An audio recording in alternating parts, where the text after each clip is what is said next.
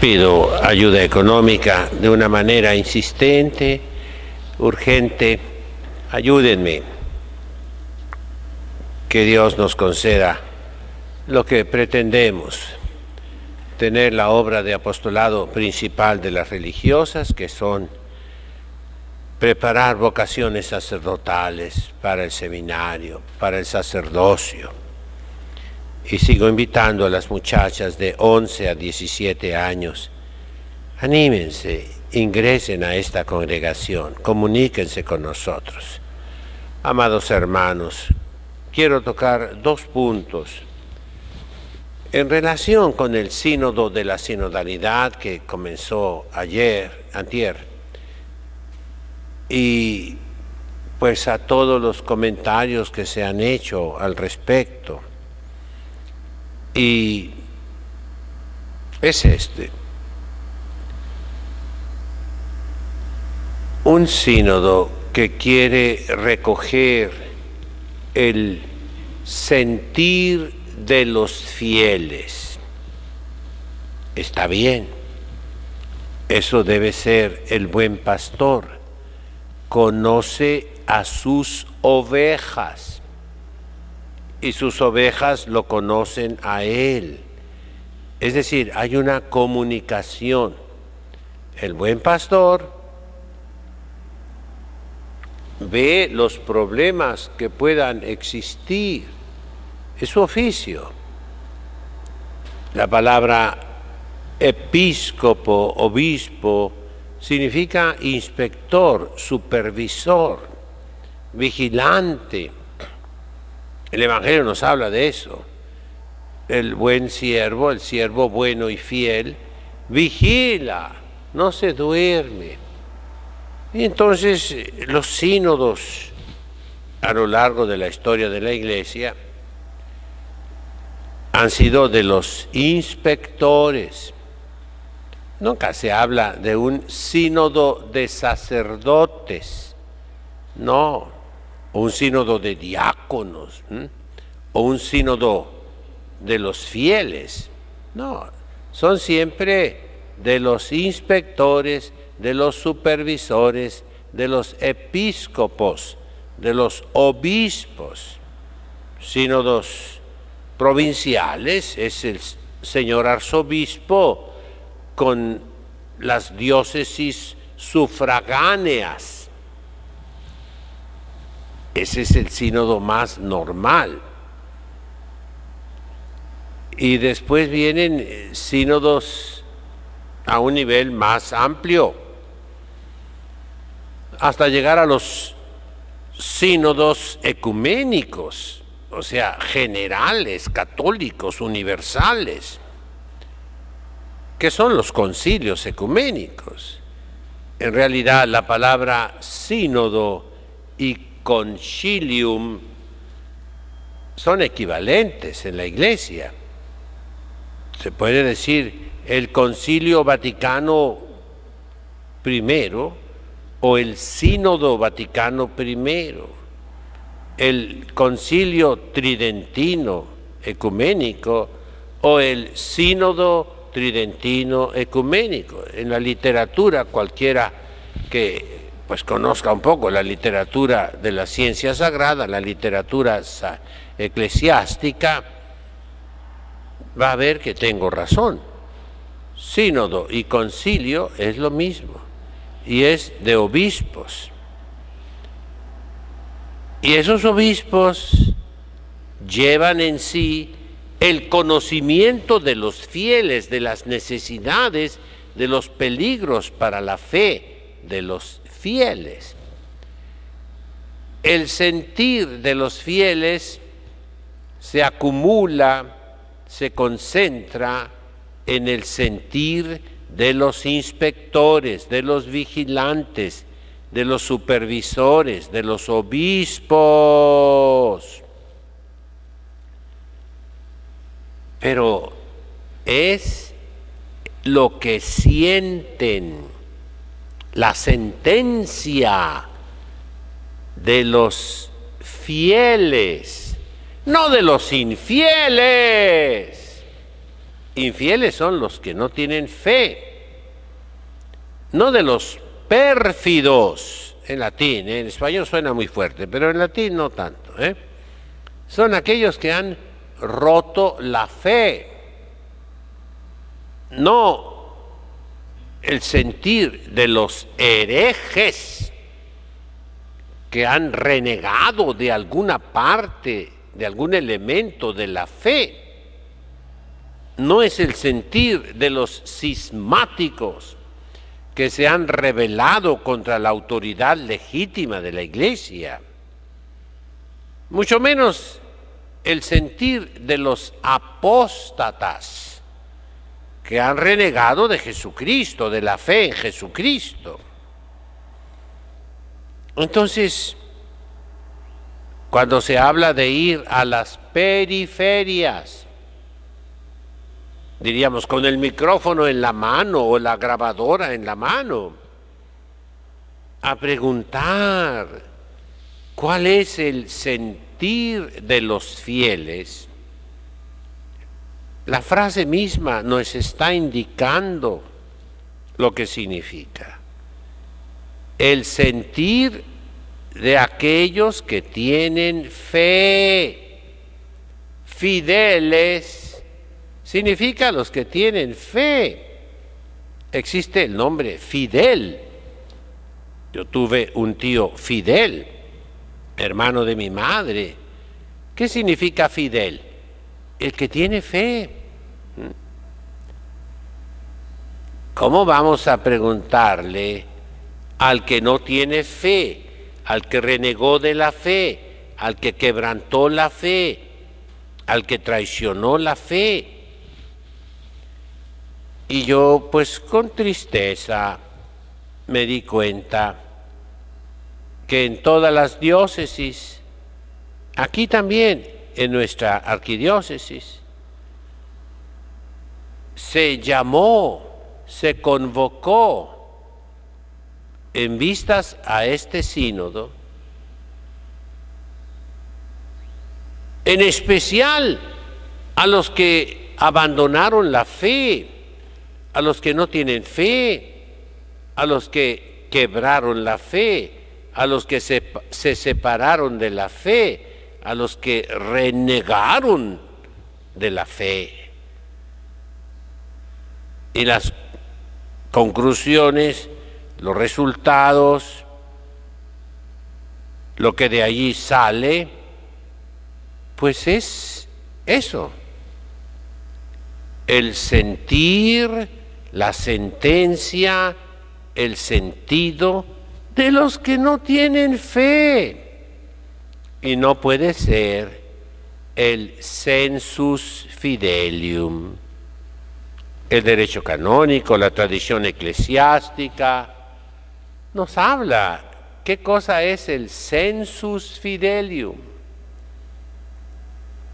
que viene del Espíritu Santo. Es lo que creen los que tienen fe, no los que la perdieron.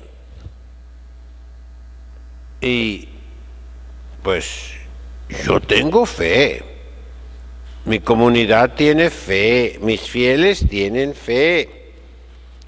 Y así en todo el mundo, a las comunidades de católicos tradicionales como nosotros, no se nos invitó, no se nos pidió nuestra opinión, no se nos entrevistó, no se nos llamó, fuimos dejados a un lado. En todo el mundo se entrevistó a los que tienen aberraciones sexuales y las quieren justificar. Se entrevistó a las mujeres, diríamos nosotros, extraviadas, que pretenden ser sacerdotisas. No se invitó a las religiosas que estudian lo que estudian los sacerdotes. No, ni esperanzas, ¿verdad? Se invitó a todas las personas que han abandonado la iglesia. De manera que las opiniones que se han escapado, que se han podido ver, porque pues siendo una cosa que toca a todos, deberían ser publicadas, públicas, al alcance de todos. Hay una frase que está en los principios de derecho, en las reglas del derecho. Quod omnes tangit ab omnibus probari debet. Lo que toca a todos debe ser aprobado por todos. Y no, ha sido un secreto, nadie sabe el resultado. Como también cuando se dijo que se había hecho una consulta sobre la liturgia tradicional, cómo iban las comunidades que celebramos la misa tridentina, la misa en latín, la misa tradicional, la misa de San Pío V. Nunca se dieron a ver los resultados. Y se pretende, pues, sobre esa base de esos resultados misteriosos, reprimir, prohibir, acabar con el rito tradicional. El rito tradicional es parte de la fe. La liturgia es parte de la revelación. La liturgia tradicional, que siempre se ha tenido en la Iglesia, que por todos los miembros de la Iglesia se ha celebrado, que en todas partes se ha celebrado. Es parte de la tradición, y la tradición es un canal de la revelación. Hoy los ataques van contra la revelación, contra Jesucristo, el revelador del Padre. Y se quiere tener otro tipo de iglesia, otra iglesia, que no es la nuestra. Entonces, mis hermanos, no se puede decir que ahí están representando el sentir nuestro. No es cierto. Ahí están representando el sentir de los que ya no son católicos, de los que nunca fueron católicos, de los que odian todo lo que es católico. No es el sentir del pueblo de Dios, no es el sentir de los fieles cristianos, Christi fideles, de los creyentes en Cristo, no. Esa es una primera reflexión que nos debe llenar de mucha tristeza, de alarma en cierto modo también, por el peligro de que los malos pastores, basándose en conclusiones falsas, en datos falsos, en encuestas falsas, manipuladas, vayan a querer tomar decisiones. En primer lugar, un sínodo de esta naturaleza, por expresa voluntad del sumo pontífice, no es para legislar, no es para tomar decisiones, no es para hacer leyes o quitar leyes. Es un organismo consultivo de los obispos, que ahora hay ahí laicos y laicas, pues eso está diciendo que no es un sínodo de obispos, sino mixto, y eso no tiene el nombre de sínodo.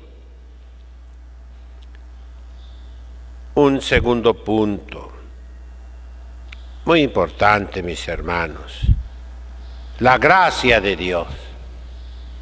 No se trata solamente de lo que creemos, sino de lo que vivimos. Las personas entrevistadas, según eso, a nivel parroquial, a nivel decanal, a nivel diocesano, a nivel nacional, a nivel continental, a nivel de toda la Iglesia. Vivían los santos sacramentos, eran fieles practicantes, sí o no, eran católicos religiosos, fervorosos, devotos, cumplidores de la ley de Dios o no. Una persona que vive en pecado mortal, con un vicio que va contra la naturaleza, contra el sexto mandamiento de la ley de Dios, y que lo justifica, objetivamente no está en la gracia de Dios. Digo objetivamente, no, objetivamente está en un pecado mortal, asqueroso. Un adúltero, una persona que vivía con su esposa o con su marido y lo dejó, lo abandonó y ahora vive con otra persona, objetivamente está en pecado mortal, no está en la gracia de Dios, no es un católico cumplidor de las leyes de Dios y de la Santa Madre Iglesia. Y entonces sus opiniones, por lógica, es un mecanismo de justificación, diríamos de compensación. Por lógica, sus opiniones van a ser contra la doctrina católica, por su vida que lleva. Mira a la doctrina católica como un reproche, como una barrera, como un impedimento, como algo contrario. Mira así a Jesucristo. Y no puede eso ser el fundamento, la base donde se apoye un sínodo. Entonces, tres pequeñas conclusiones. Lo primero, pedir mucho por los miembros del sínodo, por los obispos, por el Papa, por los cardenales.